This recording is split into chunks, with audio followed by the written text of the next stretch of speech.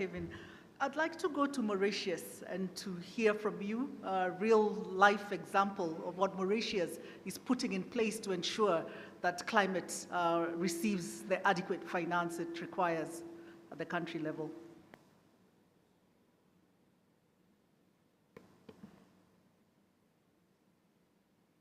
Yes, permettez-moi de m'exprimer en français. L'accès au financement climatique par les petits États insulaires en développement est relativement faible, en particulier compte tenu de notre extrême vulnérabilité au changement climatique. Cela a été confirmé par la mobilisation de seulement 90 millions de USD d'ici 2021 auprès des agences donatrices pour la mise en œuvre de la première CDN mauricienne par rapport aux 5,5 milliards de USD conditionnels requis d'ici 2030. Pour la mise en œuvre de l'actuelle CDN révisée et plus ambitieuse, les besoins financiers totaux sont estimés pour l'île Maurice à 6,5 milliards de USD. L'accès à ce montant est encore plus difficile, en particulier la part conditionnelle de 4,2 milliards de dollars qui devra être mobilisée auprès de la communauté internationale et des organismes donateurs. Les 2,5 milliards, ce sera des sources internes, gouvernement et aussi secteur privé. Donc le financement de l'adaptation qui s'élève à 4,5 milliards de dollars représente un défi plus important que les 2 milliards de dollars pour l'atténuation. Donc l'adaptation est une priorité et le financement de la mise en œuvre des secteurs économiques clés est devenu plus urgent en raison de l'aggravation de l'impact. Par rapport à l'atténuation, l'adaptation n'attire également pas les investissements privés et a donc besoin d'un soutien international plus rationalisé.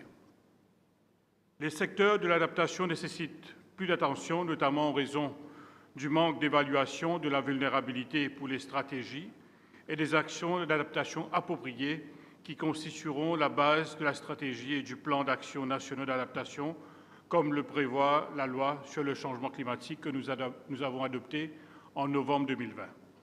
Par conséquent, l'intensification du financement climatique est nécessaire pour traiter en priorité les secteurs économiques sensibles. Un défi majeur est le manque de capacité à formuler de bonnes propositions de projets et des notes conceptuelles qui correspondent aux exigences et aux spécificités des institutions de financement telles que le Green Climate Fund ou le Global Environment Facility. La capacité d'absorption des PEID pour gérer le financement climatique est également une contrainte majeure.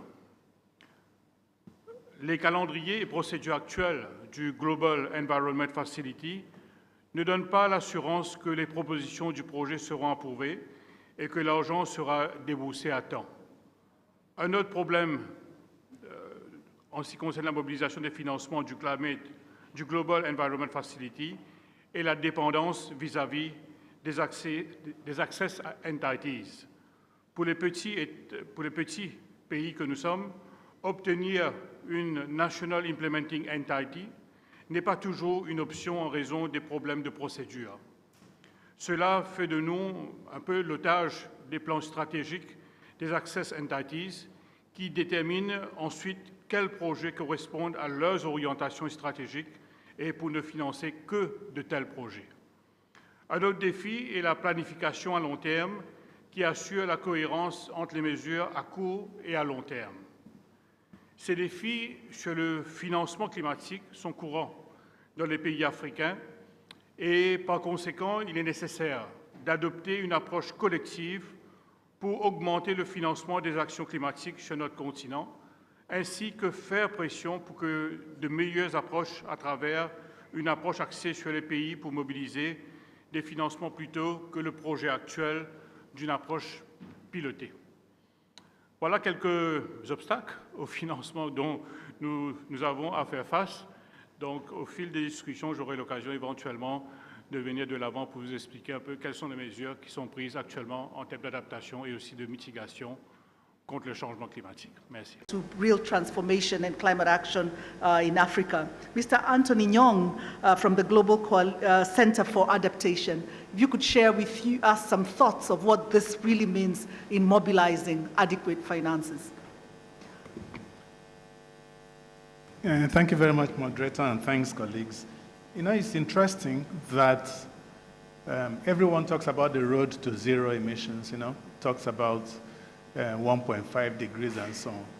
The IPCC report, last sixth report, has clearly stated that the amount of CO2 in the system right now is enough to continue to wreak havoc, over the next 2 decades. And there are people on the front line, there'll be casualties even on the way to 1.5 degrees. And these casualties will largely come from the African continent. And so we talk about adaptation and resilience as being very important. Globally, about 90% of all finances efforts on climate change has gone to mitigation. So these very vulnerable casualties, we will just have to share the less than 10% that is available. So the Global Center on Adaptation was established to scale up and drive adaptation globally. But incidentally, we've decided to start on the continent, the African continent, because that's where the needs are the most. So with the African Development Bank, with the AAI, with the African Union, we've been able to establish the Africa Adaptation Acceleration Program because we know that the rate at which the impacts of climate change are being felt, it's higher than the rate at which we are adapting. So we need to do something differently. We need to adapt. And so what we've done is set up this Africa Adaptation Acceleration Program to mobilize $25 billion over 5 years to drive adaptation on the continent. The African Development Bank has graciously promised to put half of that, about 12.5, on that. And what we've done is, we don't want to do everything. We've identified 4 bold ideas, niche areas that need to be financed to move the needle significantly. One is on climate-smart digital solutions for agriculture. We're still farming the way my grandmother has been farming, which has to change. The second is on driving resilient infrastructure. 70% of Africa's infrastructure is yet to be built. This is the time for us to do it and do it right. The third is on investing in our youth. Median age, Africa's youth, 19.7 years. There's a lot that needs to be done there. Then finally on finance. But let me just look at the finance, what we're doing. We've seen that the issues are many. In Africa, there's money, but access to that money is difficult. So the first thing we do is we're supporting initiatives that would increase access to present resources that are available. Many countries don't have designated entities, for the GCF. We're working on that, helping them. Many have been accredited, have never successfully submitted a proposal. We're working on that. How do we help you to do it? And then we're also looking at things like innovative finances. The debt for climate swap was mentioned this morning, is very strong on our agenda. We're looking at resilience bonds, We're looking at, with the African Development Bank, the adaptation benefits mechanisms. The mode of climate finance needs to change.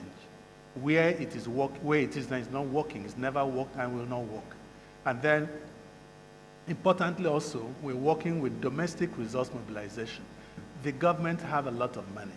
It may not be much, but what we're doing is, how do we work? We're working with ministries of finance to see how they can better budget the resources they have to reflect, the needs of today, which are climate related.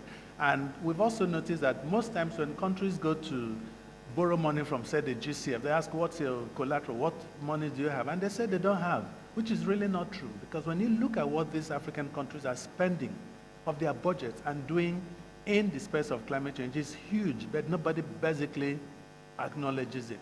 So we want to encourage African countries to go to the table with something, because they are doing that something, and something really great. So I think, like I've said, we're also supporting the ministries of finance, but importantly and lastly, everyone sees adaptation and resilience as global public goods. So investors are not coming in. We've published the State and Trends in Adaptation 2021 that actually shows that investing in adaptation and resilience is smart economics. Let me give you a few numbers. What we've seen is that when you invest in climate information services, the returns are about 4 to 25 times. That's for every $1 you put in, you get between $4 and $25 in return. when you invest in resilient water and sanitation services, you get up to $12 in return for every dollar you've done. This has helped the private sector now to say, oh, okay, so there's actually profit in adaptation, and that's what we're pushing. So I think I'll stop there for now. Thank you. Thank you very much, Mr. Nyong, for sharing with us and also, highlighting key indicators to show that there can really be transformation when we invest in adaptation. I'd like to move to Mr. Lamin Manjang. If you could share with us your thoughts. Thank you very much, moderator. I think for Standard Chartered Bank, clearly we have also prioritized the whole issue of climate change and sustainable finance. As a bank, we are committed to achieve net zero from our operational activities by 2030 and also from our financing activities by 2050. Now, this will require us to rapidly scale up our funding. We are committing $300 billion of green and transition finance by 2030. So that's a huge commitment that the bank is making. But we need to make sure that we do this as a just transition. Clearly, it has to be carrying everybody along. Secondly, we have had a global sustainable finance team in Standard Chartered Bank for many years, and they have really done a lot in terms of pioneering a lot of initiatives. For instance, we did the first social loan in Africa. We did the first green bond under the UNECA SDG 7 initiative, and we also did the first sustainability-linked loan for an African bank. Thirdly, we are very active in terms of thought leadership to drive the discussion around climate change and sustainable finance. We are chairing the Net Zero Banking Alliance under the Global Financial Alliance for Net Zero. In terms of the challenges that we face for accessing finance, I think that's something that we hear a lot from all the panelists. Standard Chartered Bank has been in the forefront of mobilizing capital for emerging markets. We've been around for 160 years plus. And for sustainable finance, it's no exception. Now, what we have estimated is that there will be about $95 trillion necessary for financing the net zero targets for emerging markets by the year 2060. So a study was done. Now, that really means that we have to have a lot of collaboration, a lot of support from all stakeholders. One of the areas where we have seen traction is blended finance. Obviously, commercial banks can only do so much, but if we can partner with other development finance institutions like the African Development Bank, the World Bank, the other DFIs, clearly there's a lot that we can achieve through that collaboration. Just to give an example, we had a recent $1.1 billion World Bank and BPI-backed water supply project in Angola, which will provide clean drinking water to nearly 2 million people. This was an example of blended finance. Now, the area that I haven't heard much about, but I think it's very important, is carbon markets. Obviously, that's the big area where we see a lot of opportunity. If, as the President and Gabon has indicated, we can really find a way to monetize the carbon market opportunity, this is a way that, we can really help African countries. But of course, carbon markets, there are two things that are necessary. First of all is the integrity of the process. That's very, very important that, people have confidence in how those, carbon markets are assessed. And the second one is access. So what we have done as Standard Chartered Bank is to co-found what we call Climate X, Climate Impact X. It's an exchange that will allow buyers and sellers of carbon credits to sort of interact. So that is something that we are pioneering. But we feel that access to finance is critical. If we can really get to grips with the carbon market opportunity, it's a way that we can unlock a lot of opportunities for countries like Gabon and many other African countries that can then be able to access the necessary finance and be able to achieve their climate objectives. Thank you very much. Thank you. Thank you very much, Mr. Lamin Manjang. Indeed, the decision on Article 6 of the COP26 in Glasgow paved the way of using carbon markets and carbon pricing for mitigation, and I'm hoping that that conversation can also be part of this conversation we are having today. Mr. Richard Munang, passionate about volunteerism, passionate about ecosystem-based adaptation. Please share with us some of your thoughts on this topic. Yeah, thank you very much, Madam Moderator. All protocols observed. An African proverb tells us that if you close your eyes to facts, you will learn through accidents. The UNEP Adaptation Gap report highlighted what we've already heard from panelists, that actually developing countries are 5 to 10 times greater need in adaptation costs than the current financial flows. And I think building on what Lamin and Tony and other panelists have already said is that we need to look at the reality of the continent today. We have a continent that have 80% of the people in the informal sector, including youth, where they also find jobs from this informal sector. What the United Nations Environment Program is doing is actually helping countries to turn their NDCs into investment plans. Because let's face it, we're speaking today in a continent where we have 72% of all the NDCs that have been submitted by the countries not turned into investment plans. That is not going to attract investment. And what is happening is that we cannot be able to forget those who need the finance most. The informal sector is seen as a risky sector. And therefore, de-risking this sector becomes quite very, very important. And using the public limited resources to be able to develop de-risking tools to incentivize, especially cooperatives. Because each and every one of us who grew up in the African continent, we are either used to what is called Njangis in Central African region or Chamas in East Africa, and it has different names across the entire African continent. What if we leverage these cooperatives? And that's what we're doing, working through this, engaging youth, but also ensuring that investments are actually in what we call Africa's catalytic sectors. When you look at the entire agro-value chain, Africa loses $48 billion each and every year because of post-harvest losses due to inefficiency in the entire agro-value chain. We need then to change the narrative of only adaptation or mitigation, but to start talk mitigation to power adaptation. Imagine a mother in northern Gabon who is losing her vegetables just because she doesn't have a simple solar dryer to be able to dry that vegetables. Imagine a mother in Mwe in Kenya who loses 50 kilograms of her rice when there is a downpour. And even when there's no downpour, they dry that rice in open space and it gets contaminated, and then they don't fetch a market.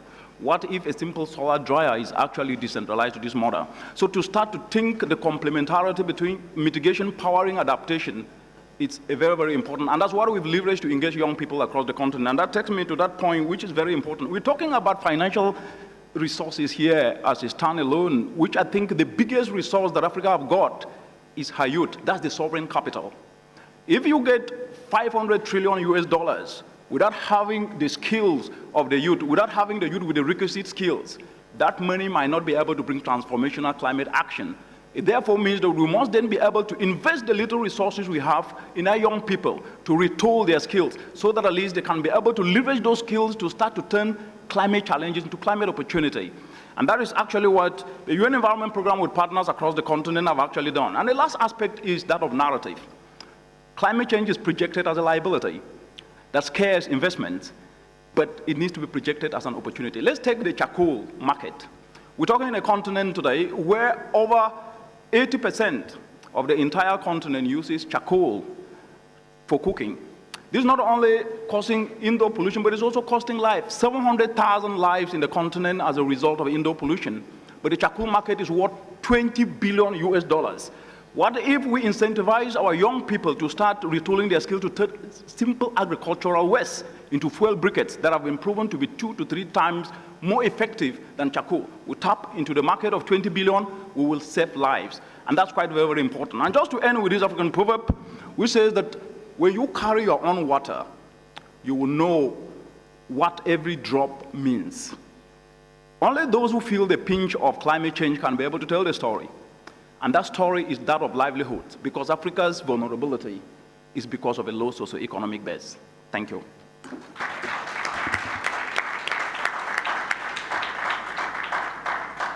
Thank you very much, Richard. I will not even attempt to summarize what you've said. You've said it so powerfully. Just a couple of weeks ago, we convened the Regional Climate Week of Latin America in Dominican Republic.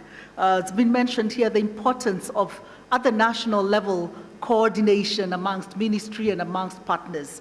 I'd like to invite Mr. Max Poig, the National Council of Climate Change, Dominican Republic, to share with us your experience. Merci beaucoup. Je vais me permettre de... Thank you very much. Permit me to speak in French. If I may ask if you can provide some headphones to... Yeah, please go ahead. Bien. Merci.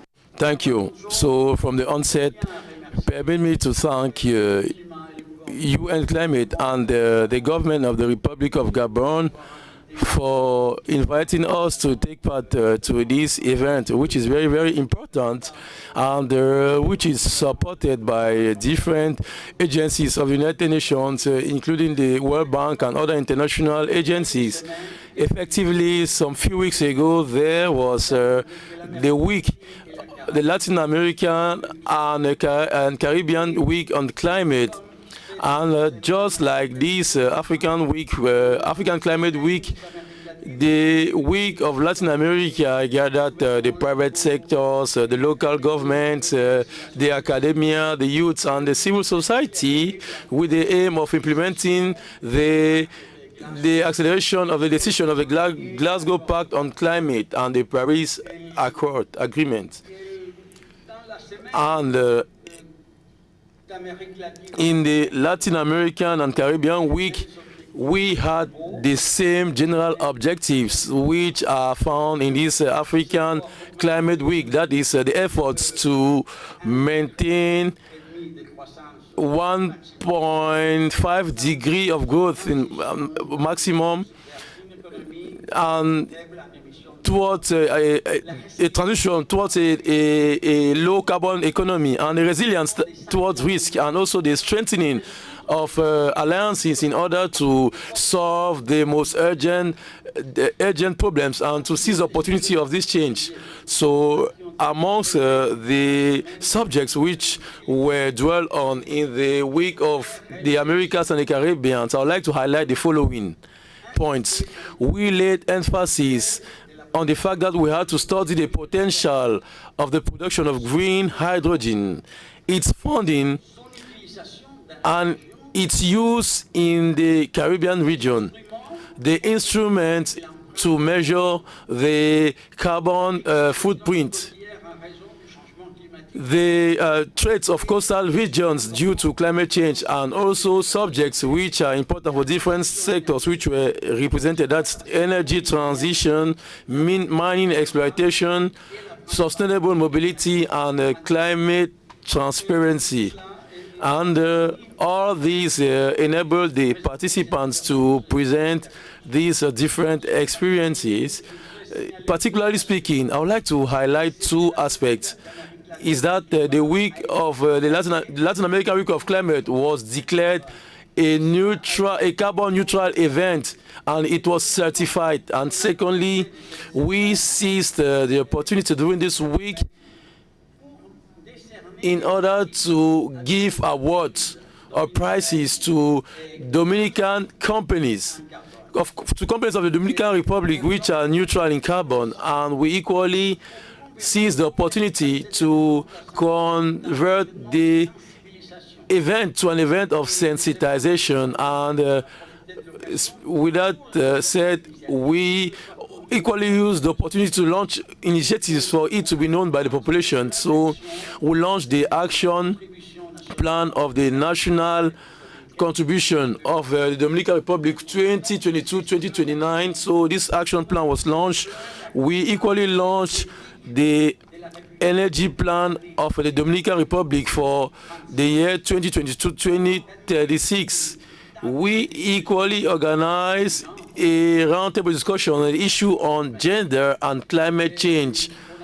we actually set up a platform of articulation for the private sector, and we actually made the projection of an investigation on the perception and the knowledge of climate change in the Dominican Republic, and we equally launched a voluntary national program in order to measure the carbon footprint. There were many other activities which were organized by different participants, amongst which I'm going to highlight the following. We organized an international forum on the innovative mechanism for the funding of renewable energy. We organized a panel for the financial innovation for the fight of climate change in Latin America and the Caribbean region. We equally dwelled on the issue of the report between the non-determined national contributions and the long-run strategy in order not to create a rift between the objective by 2030 and those by 2050 and 2060. We equally worked on the circular economy, and in a given way, we actually associated ourselves with the World WFO pertaining to issues of global warming linked to agriculture. Before the organization of the Climate Week of Latin America and the Caribbean region, we actually gathered all the ministers of agriculture of the South American and Latin American region, and this was in order for them to have the same policy towards the COP21. This is simply because we noticed that continents like the Latin America and the Caribbean region and Africa again, and also Africa, have very few opportunities to discuss their common interests when it comes to the COP, simply because the system of the COP doesn't actually provide a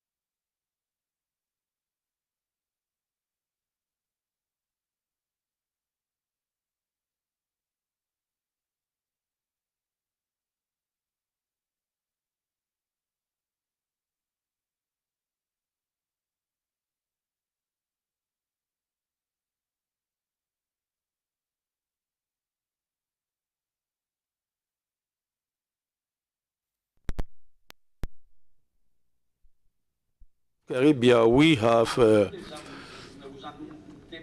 you certainly know that we laid emphasis on the importance of adaptation.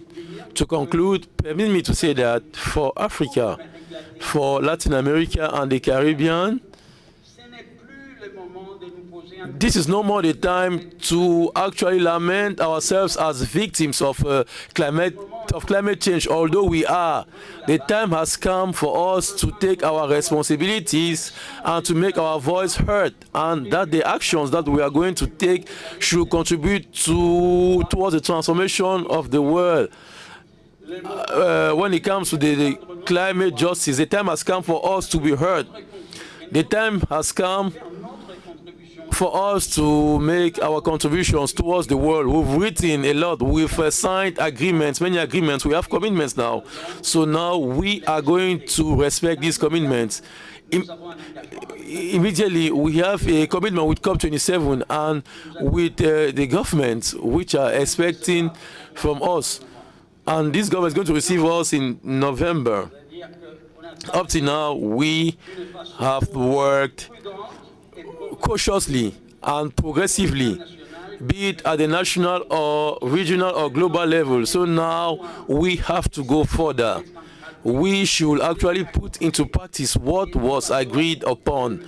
And this is the message that we are actually sending to the Egyptian presidency, that the Latin America and Caribbean are working towards this direction. All what we have done up to now, we did so with a lot of difficulties. First of all, it was the pandemic, and the pandemic is still prevailing. So, and now we are impacted by serious economic, social, and political issues, which hail from the geopolitical conflict which is prevailing in the east of Europe. Nonetheless, we moved forward despite the pandemic and other difficulties. So this makes us understand that no matter the circumstances, there can never be an excuse for us not to do what we have to do, and it should never be an excuse for us not to do what we have to do. This simply means that we are not going to stop. We are going to move forward despite the difficulties. This was a message of Latin America and the Caribbean. And this is the message that we are taking along to the COP27 at Sharm el-Sheikh. Thank you very much. Merci beaucoup, Monsieur Puig. Thank you very much. Earlier on, Mr. Nigel Topping spoke about the importance of ensuring adequate flows, access to finance and partnerships, and mobilizing climate finance at scale. Moving over to the United Arab Emirates, I'd like to invite Hannah Al-Hashimi to share with us her thoughts. Thank you so very much, Cecilia. Thank you, and good afternoon, colleagues. Given it's the first time I'm taking the floor, I'd also like to use this opportunity to thank the President, the government, and the people of Gabon for having us here today and for convening us in this critical climate week on the road to Sharm el-Sheikh, the African COP. Many speakers have already started the countdown for this African COP, and we very much welcome the focus on implementation, on solutions, and critically in this roundtable on finance. Of course, the UAE is honored to have been selected as the host of COP28. That said, we're here mainly in listening mode, so I'll be brief in my remarks, as we're very keen to understand priorities for this African COP and how they may be taken forward through long-term partnership across presidencies and across COPs moving forward. So certainly through Africa Climate Week and COP27, we definitely hope to see what many speakers have already spoken of, which is the creation of synergies between climate action and differentiated development paths. We understand that we're here with countries of all sizes and circumstances, and we very much want to see solutions that you can only see through COPs that come from different, thank you, from different regions. We have a COP happening in North Africa, and the next one happening in the Arab region for the Asia group, and we definitely believe that this is an opportunity for all countries to step forward, as Minister Puig has just stated, with the game-changing transformations that they can bring to the table. And critically, with demonstrating the investment case for climate action, which has never been so strong. Mr. Topping has already mentioned the investment case in renewables and carbon capture and storage and agriculture technologies, habitat conservation, and we very much appreciate some of the data around that, which Mr. Verkooyen has also stated, which helps us to channel investments where there need to be so that we can scale innovations. And we really, really believe the COP27 provides a critical moment to focus on those linkages for economic growth and for driving countries' development plans. We definitely also want to use this moment, given that we have two critical processes in our climate negotiations that transcend the next couple of years, that hopefully can be used to catalyze action as well. And that is, of course, the global stocktake, as well as the global goal on adaptation. These are two critical pillars of the Paris Agreement that we hope to see not only implemented, but used to scale up and boost the ambition and the implementation towards 2030 and beyond. For our part, domestically, we're of course building on around 16 years of investments, critical investments in climate action. We've seen really the business case in practice. We of course have our own plans, and I won't go into too much detail, perhaps the most recent of which and the most relevant of which is the Net Zero by 2050 strategic initiative, but this is not just a plan on paper for us. It's very much part of our own development plan for the next 30 years. As a country who's just turned 50, we're looking towards our centennial as an opportunity to work with the world in building that business case for climate action and building a model of development from a hydrocarbon producing nation to the future. To help in enabling this transition, our president has announced an additional $50 billion in clean energy ventures, both at home and abroad, which builds on already $50 billion invested in over 70 countries worldwide. But I would maintain that this is a blend of both grant-based and investment financing, which is, we believe, critical to getting the balance right, and we can touch on that if we have time for the next question, Cecilia, if we still do. Internationally, we're also honored to host the International Renewable Energy Agency and to have partnered with them at COP26 in Glasgow to launch the Energy Transition Financing Platform, which will aim to scale up low-cost renewables in developing countries around the world. We've already committed $400 million towards the platform's goal of securing a minimum of $1 billion that hopefully will mobilize an additional $2 billion. So this is kind of the scale up that we hope to see in various initiatives, and we hope to work with all countries.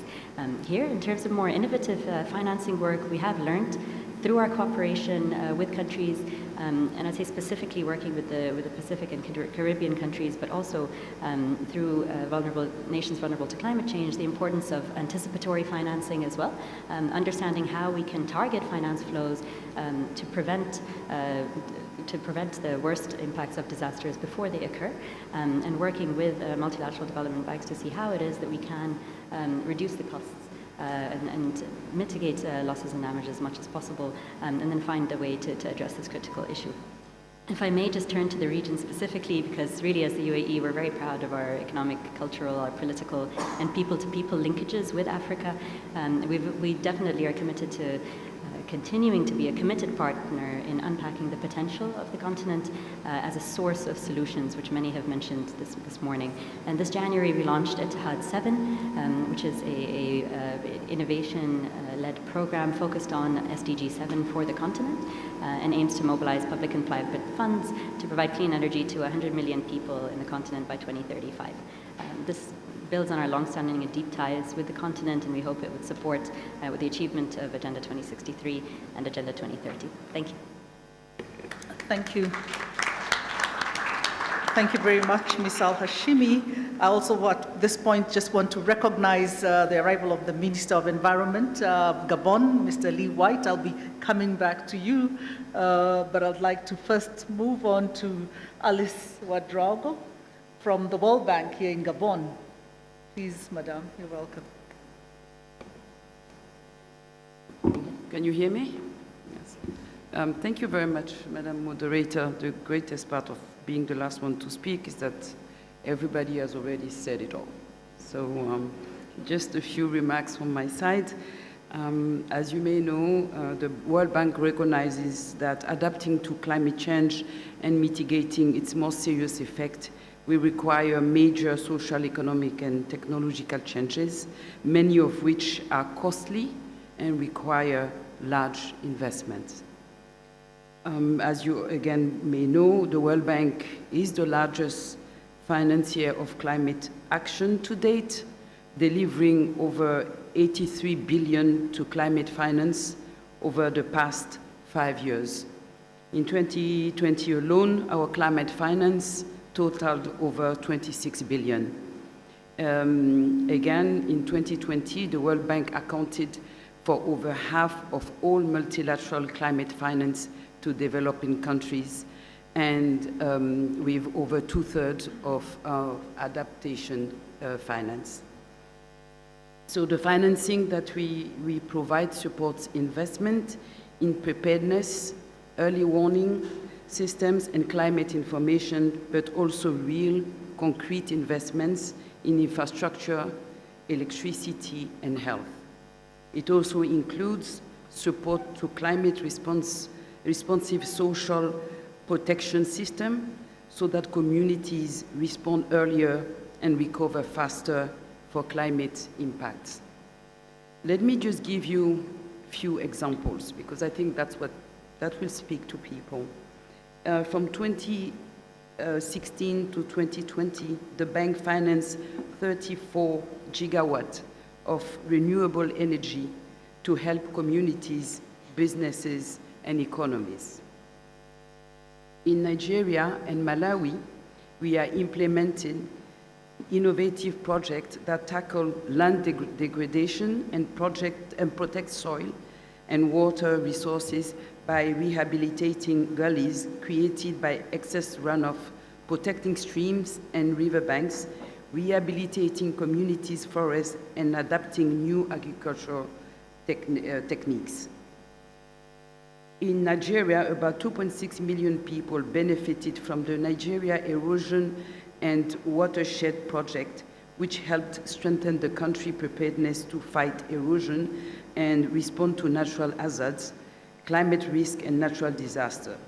This project also pioneered the issuance of Africa's first sovereign green bond, which created 20,000 direct and 32,000 indirect jobs.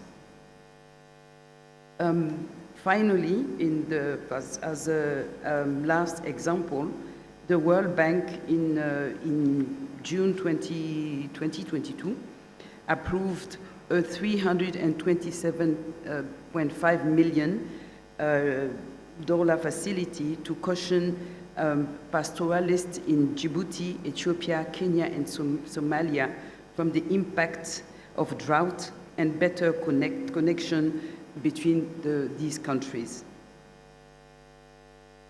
Now, I think for going forward, the World Bank Next Generation Climate Business Plan identifies priorities on climate change for Africa, particularly on food security, environmental stability, clean energy, resilient green cities, and climate shocks. The World Bank has been and is always near all countries in tackling the climate change agenda. Finally, not very sure if we're going to be able to discuss the carbon credit.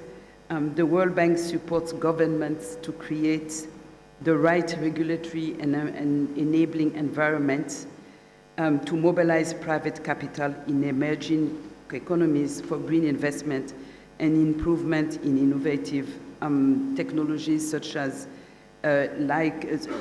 battery storage and offshore wind.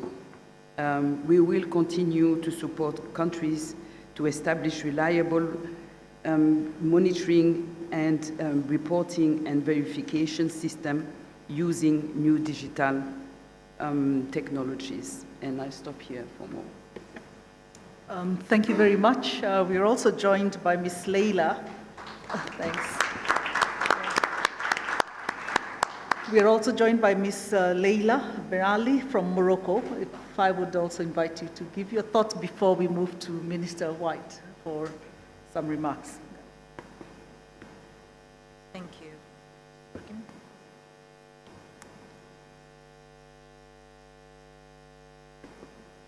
That's working. Thank you. From the onset, please permit me to start my presentation in French before switching to English when I'm going to tackle the issue which has brought us here today, that's climate funding. Ladies and gentlemen, as you know, the Kingdom of Morocco would like to thank you. We would like to thank Gabon for the organization of this high-level meeting. And this is due to the initiative of the President of the Republic, Ali Bongo, who has placed the problematic of climate change in Africa, and he has made this very important. And I would like to equally thank the Secretary of NUCED for its support and continuous effort in order to create favorable conditions in order to foster the climate agenda in Africa. As you all know, I have to say something about politics and public policy, which is very important when it comes to climate agenda. The commitment of Morocco to the international effort of the fight against climate change hails from the vision of His Excellency King Mohammed VI, and he has translated this to concrete programs in different sectors, and particularly the energy sector.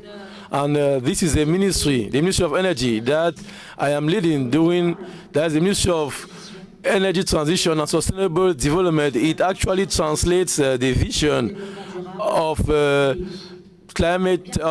harnessing of climate for sustainable development of the country. With that said, this commitment enabled Morocco to increase its contribution when it comes to reduction of greenhouse gases to the tune of over 45% by 2035. And at the level of Morocco, we have around 60 measures that we are implementing, and it is based essentially on projects of renewable energy and energy efficiency, which contributes to the tune of 60% of the total of the reduction of the greenhouse gases targeted.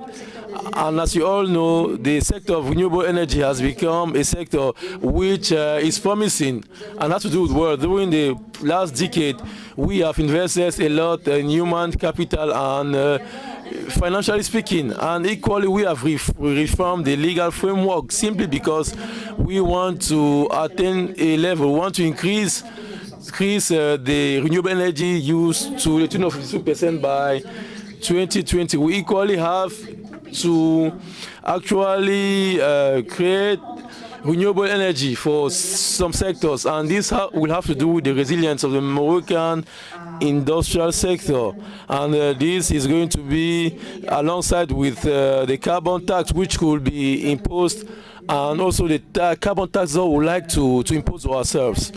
We are actually working on the national strategy of sustainable development, and this is what is going to give the global framework of energy transition. The idea is to set up concrete indicators which are linked to sustainability, globally speaking. For instance, we are going to talk about the encouragement for the use of sustainable energy, and we are not expecting that Europe should actually set up this carbon tax in order for us to change our consumption mode. We would like to impose it ourselves. And with that said, our African friends know it. Since March this year, Morocco is the President of the United Nations Assembly for Environment. So we have to show good examples at the level of the world. And we have to show our friends from the Dominican Republic that we are exemplary when it comes to climate change. I think there was translation and we are really running out of time, if you don't mind, because there was already interpretation. No, I'm finished. I'm just giving finishing. Okay. I'm just giving 3 messages on finance. Okay, because I didn't talk about finance yet. Okay.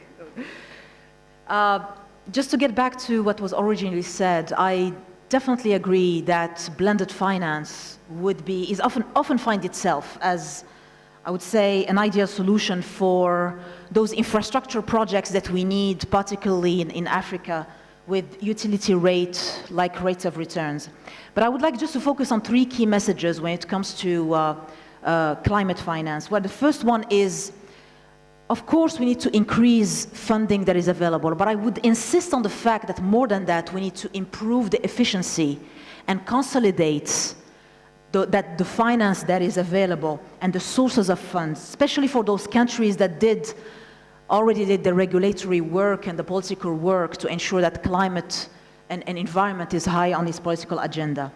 Second message is a message of inclusion for all technologies and flexible solutions.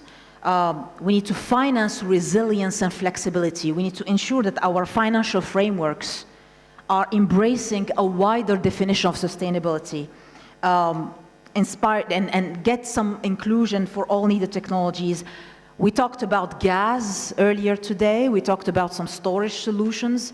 That I think it's high time for us not to be shy to, even if gas is a fossil fuel, gas is a transition fuel. We should not hide from that. Third message, yes, there is profit in adaptation. Absolutely agree, but I think we still need to improve and enhance the rates of returns and economic sustainability of projects. And I will finish with the example of hydrogen, of green hydrogen. We try to do the same and I was the one who mentioned that on my first trip to Berlin earlier this year. And I just launched a ceiling of $2 per kilogram for green hydrogen, for hydrogen, whatever. And then you say, for the private sector, you're welcome. And then I'm getting private investors telling me, oh, you know, we can actually beat that. We can bring in hydrogen at 1.7, 1.5. So now I'm thinking of adding like an X% to decrease that ceiling. Thank you very much.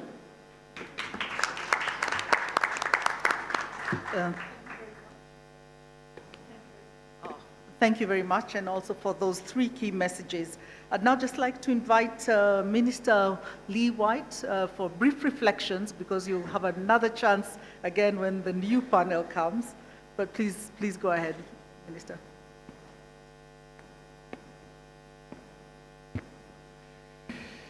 Thank you, and sorry to be late. They wheeled me into the press conference, and I got to look. All my press conferences questions were in French, so I'm going to speak in English now. Apparently we talk about finance in English. Oh, that's the World Bank's fault, I think.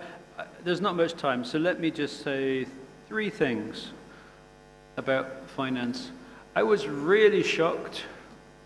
It was a few weeks ago, talking to a minister from a small island state. And many of these small island states, they see their entire economy wiped out overnight by the tropical storms that are becoming stronger and stronger and stronger. The same thing we see in Mozambique, the same thing we see in Madagascar here in Africa. But what really shocked me was, we all know it's happening, but when they said that they have to borrow money from commercial banks at commercial rates to rebuild their countries and their economies. That tells us that climate finance, particularly for adaptation and loss and damage, is just not there. It's not working. So how do we make it work? We can't leave these countries that are so vulnerable to finance it all themselves and to accumulate more and more and more debt, because they're never going to be able to come out of it. So how do we get beyond that, I think, is critical and something we should talk about in Egypt. On a similar note, less dramatic, Gabon is the cloudiest country on earth. So we can use solar power, but it works much better in Morocco. We have great potential for hydroelectric projects. And investment in a hydroelectric project is a profitable venture.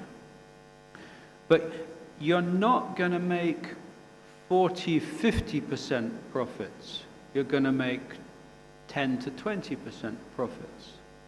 And until we can get beyond this sort of African tragedy that investors feel like they have to make 40, 50% profits to come and invest in our continent, I don't see how we're going to make this energy transition work.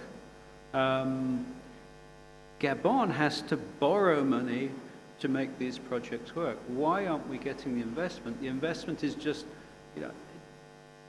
there's not enough good investment. There's not sustainable investment. There's still far too much what I would call bad investment that is unwilling to take a chance on our continent, and therefore investors who are desperate to get all of their returns back within, all of their investment back within 2 or 3 years. And so there, the multilaterals and the developed nations in a bilateral way really need to focus on how we make this energy transition, which should just be financed by the private sector, how we make that work in Africa. And the third thing's, again, just kind of a theme. I'm sorry this morning, whilst you were waiting for the President, I think our video on carbon credits was shown like 5 or 6 times. So you've already heard me 5 or 6 times today, waving my arms about Gabon carbon credits. But as my President said, as far as we can tell from our science, Gabon, you are in the most carbon positive country on earth. Okay? We're net absorbing over 100 million tons. We're way beyond the Paris objective of neutrality. Some people would say, oh, but you're a rainforest country, so it's just a natural process. But many, many, many countries that were in that position 50 years ago are no longer. They're all carbon emitters. And what has been different in Gabon is that we have 5 decades of political leadership. We went to Stockholm in '72. President Omar Bongo went to Stockholm, and he came back and he created for the first time a Ministry of Environment, dedicated to environment. And ever since, we have been making political decisions to stabilize our forests and commit. We've also increased our biodiversity over the last 10, 20, 30 years. And everybody in this room will probably agree that biodiversity is valuable. Ecosystems are valuable, but we're all in the same position that we don't know how to put a dollar value on that right now. You know, how do you compare the value of a gorilla to a bear, to a wolf, to a leopard? And we're struggling at the CBD to come up with a methodology. But so the question, why am I waffling on about this stuff? Why can Gabon, which is one of the best global citizens on these issues, Gabon, which is the most carbon positive country on earth, why can't we even mobilize debt at a concessional rate? You know, why do we pay the same amount as all the polluters do? And why is our carbon and other rainforest nations' carbon worth 10 times less than Polish carbon or French carbon or surely it's the same molecule and it's the same atmosphere. And if you gave us the same price, we could fund our own adaptation. So let's talk Turkey and let's move this debate forward. Thank you.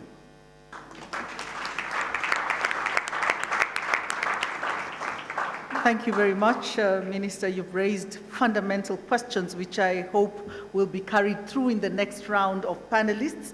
As I said, we are way behind time, but this is a very crucial conversation we are having. I just want to take the opportunity to thank all the panelists for your reflections and great contributions. And on this note, also welcome our moderator for the next session. We will proceed immediately to the next session, so if the panelists can prepare themselves to come up, and also welcome the moderator, Dr. Musonda Mumba, to come and take over from now.